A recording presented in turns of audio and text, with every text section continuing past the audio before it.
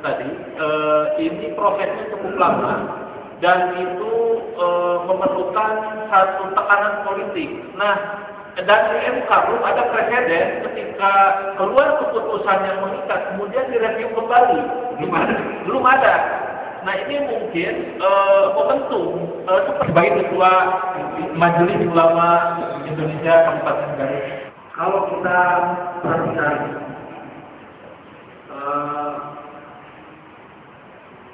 ternyata perjuangan kaum liberal sebagainya di negara kita sangat kuat. Semua kemudian pemikiran liberalis sudah masuk ke berbagai unit kehidupan manusia. Dan yang lebih mengerikan itu, mereka berusaha menghancurkan itu melalui undang-undang yang besar. Seperti diperhatikan peraturan sekarang ini hampir membuatkan kehidupan yang kuat. Baku dan keadilan bagi kita kaum muslimin. Sebenarnya dengan hal tersebut, kita sudah sepakat bahwa putusan MK itu tetap hukum dan tidak punya dasar kuat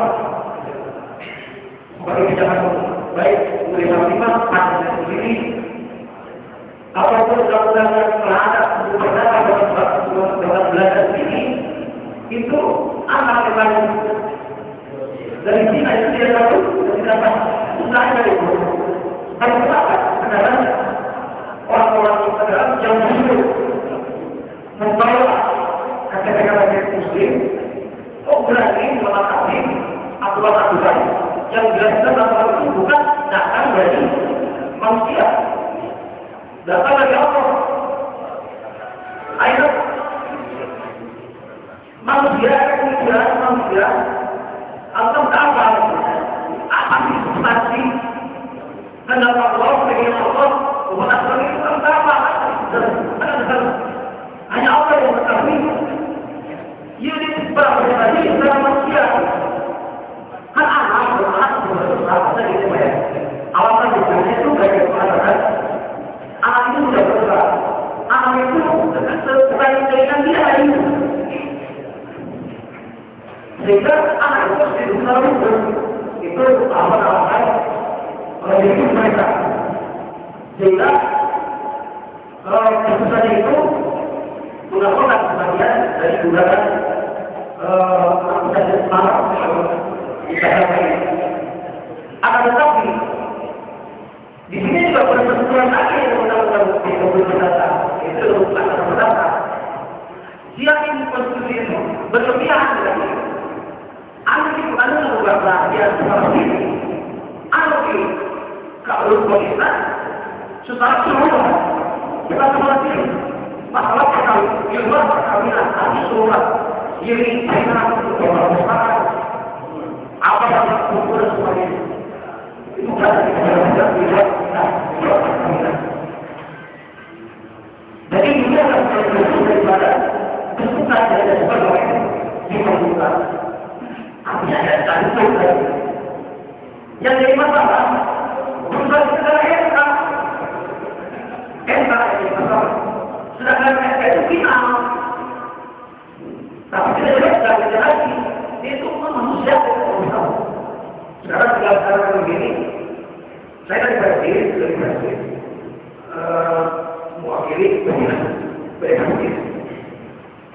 Kita sudah sepakat bahwa kita harus menolak putusan ini. Ada masalah teknisnya, mari kita urus bersama-sama.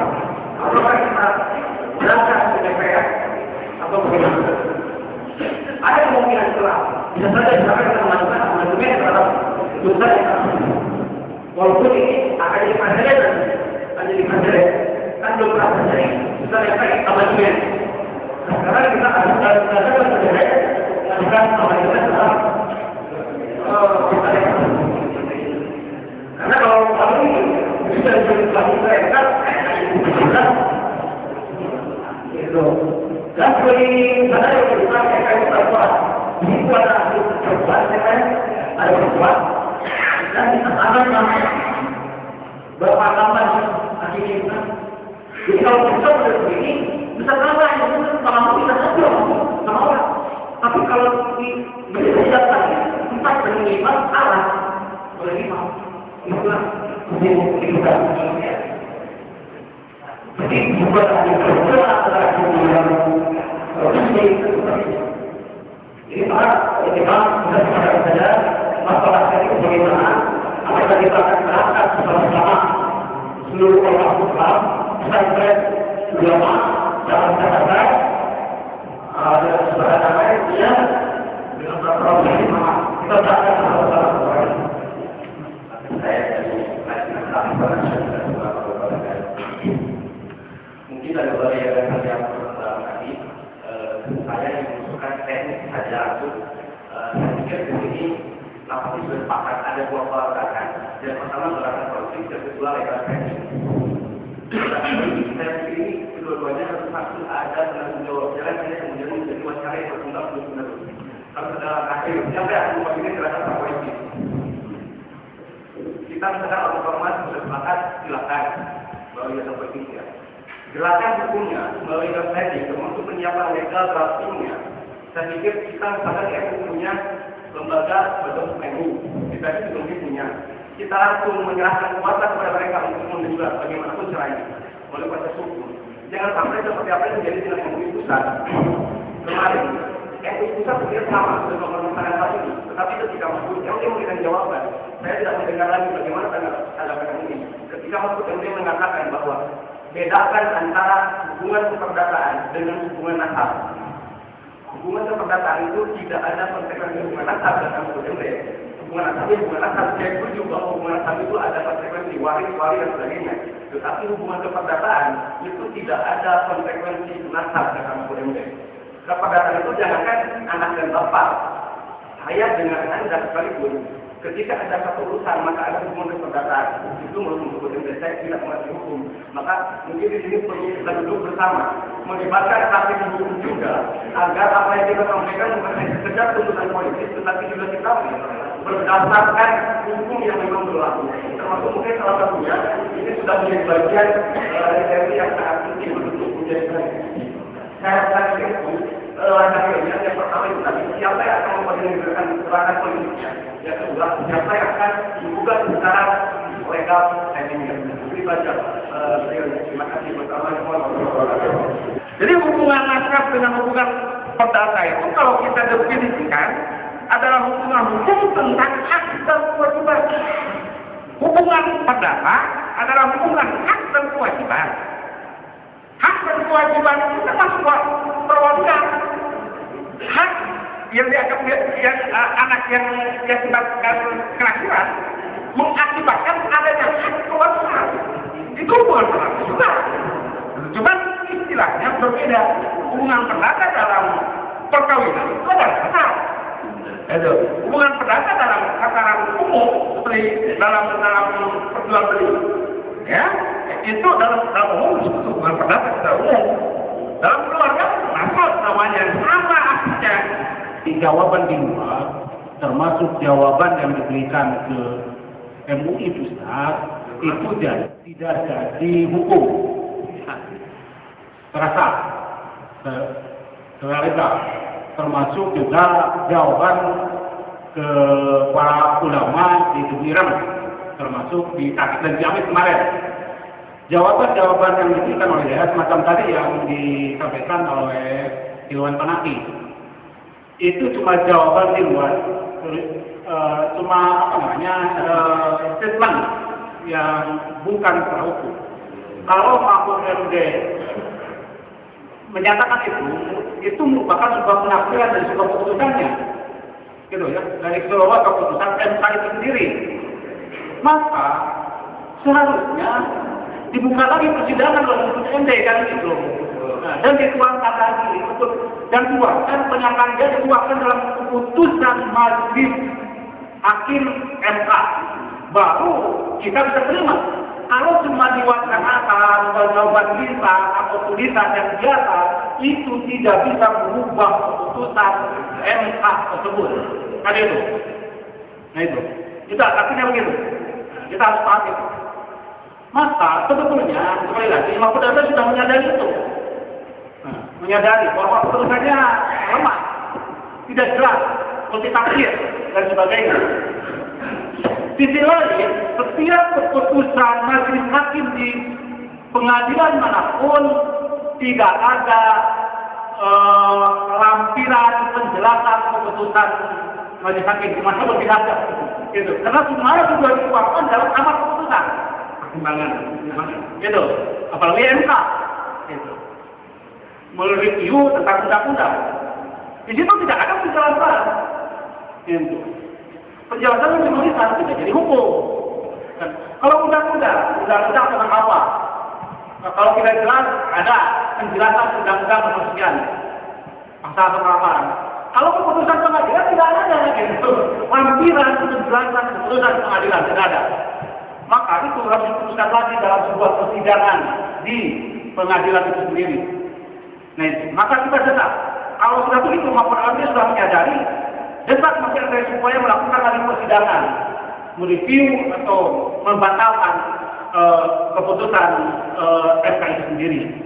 Terserah nanti modelnya kayak apa, kita sepakat. Saya sendiri saya sepakat kita bentuk penanggung jawab siapa dan siapa sebagai loyalnya dari kita sebagai advokatnya yang akan mendampingi kita. Apakah dari lembaga bantuan hukum muslim semuanya, itu kan? Atau dari bantuan hukum ormas-ormas, atau dari MUI supaya lebih kuat. MUI itu merupakan sebuah tempat berkumpulnya para ulama dari berbagai ormas Islam di Indonesia. Nah ini. Nanti konsultasikan lagi ke MUI pusat kalau pakai MUI, gitu. Biar nanti MUI pusat yang akan menggugat Mahfud MD atau MK yang bukan Mahfud MD-nya, MK itu. Kalau hearing dan undang dari MK, tentu ini mungkin sekitar Mei-nya, kayak gitu. Terus kedua, proses legal standing ke MK itu ada prosedur, termasuk pendaftaran dulu, baru kemudian ditentukan, dan kita harus punya akademisnya. Mungkin makalah dari Pak Kiai Haji Sirajul Munir bisa jadi starting point, tetapi ini harus lebih dijabarkan kembali sesuai dengan drafting secara hukum kayak gitu. Tentu ini menuntut ada semacam satu tim yang menggarap ini, apakah itu melalui tim pengacara Muslim Indonesia ataukah memang melalui MUI yang meng-hire ahli hukum yang berkaitan dengan pengaduan MK ini, mereview kembali atau apa kayak gitu. Kalau secara politis mungkin kita kalau hearing itu pengalaman tidak perlu ada jadwal, asal di sana komisi ada gitu, aktif, tidak lagi reses. Kita datang langsung hearing, orasi dan sebagainya, dan di sini perlu ada peran media juga. Saya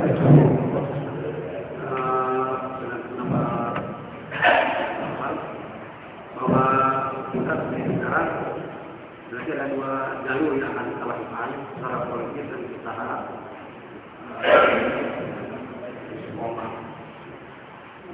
yang pertama masalah yang akan dilakukan secara juridis, kita coba dulu kita percayakan lawyer yang ada di lebih khusus yang ada di ormas-ormas Islam atau yang telah diwadai oleh Indonesia. Kebetulan saya juga sudah mempunyai kualifikasi yang sama. Jadi kalau kita ikut coba saja kita buat kembali ke MK tentang pasal MK, kita kembali lagi ke MK lagi, kita coba. Nah, caranya kita bukan menang atau salah, tapi ini adalah ya reaksi kita. Reaksi kita terhadap keputusan MK yang tidak disetujui umat, khususnya laut sementara ini. Mudah-mudahan dikasih oleh daerah-daerah yang lain. Yang kedua, masalah politik. Kayaknya hal itu perlu dilakukan dan harus berbarengan dengan itu maju, politik juga maju. Karena kalau tidak dibarengi dengan politik ini akan terkendala. Sedangkan masalah ini bukan masalah yang sepele dan bukan masalah yang bisa ditunda-tunda. Ini masalah krusial, masalah yang segera mungkin. Kalau kita tidak bergerak cepat, kita khawatir dalam waktu dekat orang banyak yang datang ke pengadilan agama, ingin berbuat status, ingin apa dan sebagainya. Jadi ya semakin dekat kalau untuk menghindari itu kita harus bergerak cepat. Kita tidak perlu menunggu MUI pusat atau wilayah. Kita garut, kita maju, kita surat, kita tembusi ke mereka semua, kayak pusat kita tembusi, ormas Islam pusat juga kita tembusi semuanya. Kita garut, kita mempelopori gerakan ini. Seluruh ormas Islam yang berkompeten, yang berkualitas, itu semuanya turun. Dari MUI juga praktisi hukum Islam atau lembaga bantuan hukum Islam secara serempak berjamaah membuat sofwan ka'annahum bunyanun marsus. Jadi barisan yang dicetuskan oleh Gani adalah pelopor tanha al-munkar. Itu yang tambahannya. Dan menurut hemat saya, rasanya semua para ahli agama, tokoh masyarakat dan ormas Islam apabila dihimpun dengan sistematis terus terorganisir, insya Allah akan sama-sama kita datang ke Jakarta ke DPR Komisi 3, pihak MK semua bukan berdebat lagi. Menurut hemat saya tadi, menggugat keputusan-keputusan yang tidak sesuai dengan syariat Islam yang berdampak negatif ke generasi. Sementara kita dititipkan oleh Allah Subhanahu wa taala min khalqihim dzurriyyatan bi'afa khaufu 'alaihim falyattaqullah wa yaqulu qawlan sadida. Tentunya dengan memakai etika-etika Islam. Sekian, terima kasih. Wassalamualaikum warahmatullahi wabarakatuh. Terkait dengan gerakan ini, saya usulkan kepada forum, bagaimana kalau ini dikembalikan lagi kepada Pak Kiai Haji sebagai inisiator awal dari halakoh ini untuk menentukan secara teknis lebih lanjut. Silakan ditanggapi. Bagaimana kalau usulannya begitu sehingga kemudian nanti melakukan koordinasi persiapan dan tindakan baik itu secara politik maupun yuridis. Bagaimana? Saya langsung bergerak menghubungi para pengurus ormas Islam yang ada di Kabupaten Garut, termasuk juga akan koordinasi dengan MUI, dan kebetulan di sini juga kebetulan ketuanya juga hadir di sini, ketua MUI, gitu kan? Insya Allah akan saya laksanakan. Bismillahirrahmanirrahim. Assalamualaikum warahmatullahi wabarakatuh. Mukadimah mengirimkan para tersebut. Alhamdulillah bersyukur pada kesempatan ini kita berkumpul, dan tentunya mohon maaf saya yang berhubung adalah, dan tentunya MUI mengucapkan terima kasih atas inisiatif para ulama wabil khusus yang digagas oleh Al-Mukarram Kiai Haji Siratul Munir, dan ini tentunya memberikan satu sumbangsih yang sangat besar bagi MUI dan bagi umat. Dan pada saat inilah kita harus memiliki komitmen yang sama bahwa ini adalah bagian daripada jihad ilmiah kita, jihad ilmi melalui gugatan, kalau memang itu secara hukum ataupun secara politik berkaitan dengan keputusan MK. Jadi memang kami pun di MUI banyak menerima pertanyaan baik secara langsung maupun SMS berkaitan dengan keputusan MK dengan posisi anak di luar nikah terutama. Dan kami sebetulnya menjawab kepada mereka bahwa MUI sudah menyampaikan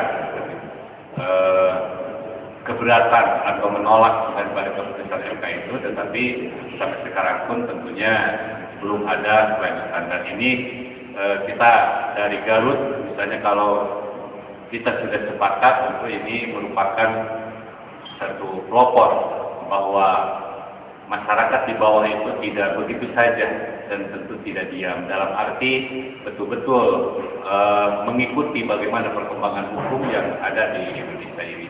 Dan tentu kita memiliki tanggung jawab moral seperti tadi oleh Pak Al-Mukarram disampaikan, jadi bukan untuk hari ini tetapi untuk 10 tahun yang akan datang, 20 tahun yang akan datang. Ini yang menjadi permasalahan.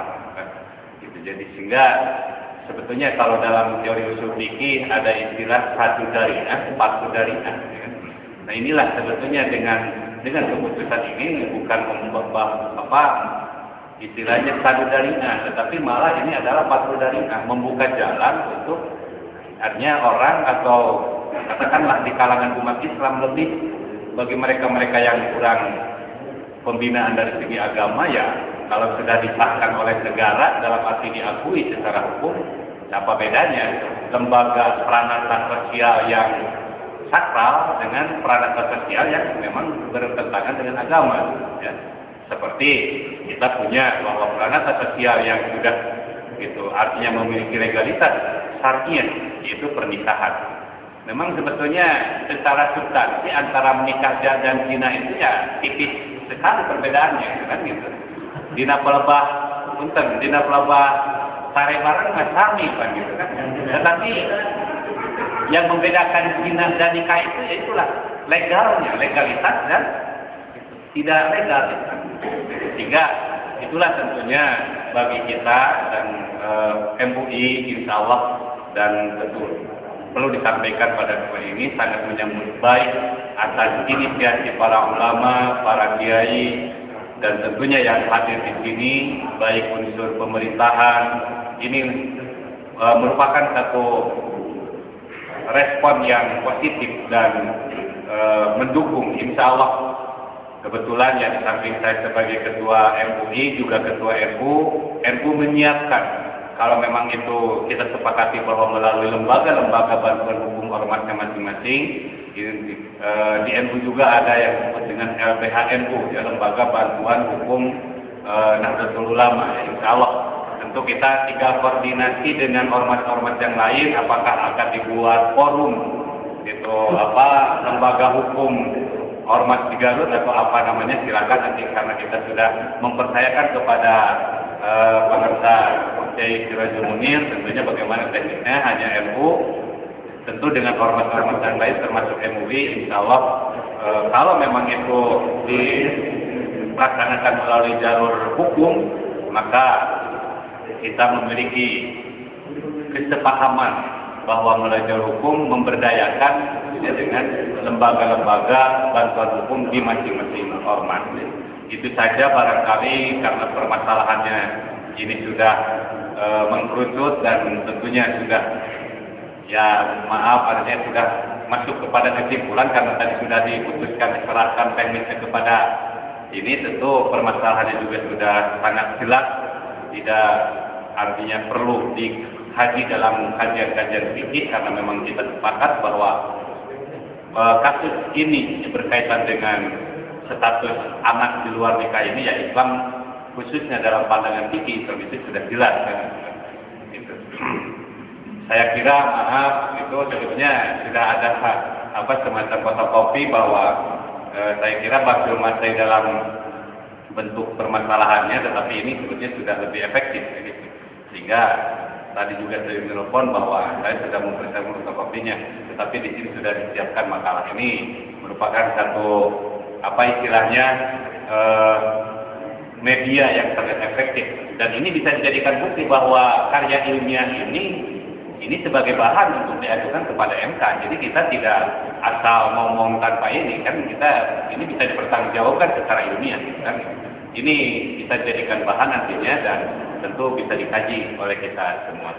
Barangkali itu saja dari MUI Kabupaten Garut sekaligus sebagai ketua MU, dan sekali lagi mengucapkan terima kasih kepada hadirin, wabil khusus kepada penggagas di sini. Mudah-mudahan upaya kita dalam rangka membangun umat, menegakkan syariat melalui hukum-hukum, terutama berkaitan dengan pernikahan ini, tentu mudah-mudahan mendapatkan pertolongan dari Allah Subhanahu wa taala. Demikian yang saya sampaikan. Terima kasih. Wassalamualaikum warahmatullahi wabarakatuh. Sebelum acara ini ditutup, saya selaku inisiator acara ini menghimbau ke semua pihak, termasuk ormas Islam, para ulama, pesantren, dan yang lainnya, untuk menyikapi keputusan MK ini tidak diharapkan dengan teori-teori anarkis. Kita bergerak yang santun, kekinian setiap Sabtu ketiga bulan Masehi. Ingat kata aja. Insya Allah nanti akan acara bulan depan akan coba lagi